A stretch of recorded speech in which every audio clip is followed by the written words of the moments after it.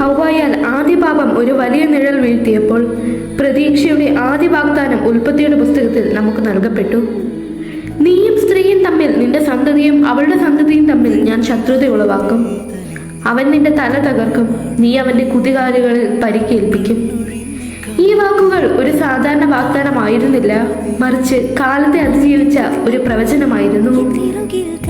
സർപ്പത്തിന്റെ തല തകർക്കുവാൻ പോകുന്ന ആ സന്തതിക്ക് ജന്മം നൽകുവാൻ പാപമില്ലാത്ത ഒരു സ്ത്രീ ജനിക്കേണ്ടിയിരുന്നു. അതെ, പാപത്തിന്റെ ശക്തിയെ ഉന്മൂലനം ചെയ്യുവാൻ വരുന്ന രക്ഷകന്റെ അമ്മയെ പറ്റിയുള്ള ഒരു മുന്നറിയിപ്പായിരുന്നു അത്. മറിയത്തിന്റെ ജന്മം കേവലം ഒരു ജന്മമായിരുന്നില്ല, മറിച്ച് കാലം കാത്തുവെച്ച ഒരു ദൗത്യത്തിന്റെ തുടക്കമായിരുന്നു. അതിനാൽ നാം ഓരോ തവണയും പരിശുദ്ധ അമ്മയെ ഓർക്കുമ്പോൾ നമ്മുടെ ഉൾക്കണ്ണുകൊണ്ട് നാം കാണണം, ഉൽപ്പത്തിയിലെ വാഗ്ദാനം പൂർത്തിയാക്കുവാൻ വേണ്ടി കാൽവരിയിലെ വേദനയിലും നിസ്സഹായതയിലും തന്റെ പുത്രനായ ഈശോയുടെ കാൽ ചുവട്ടിൽ തലയുയർത്തി നിന്ന ധീരയായ അമ്മയെ.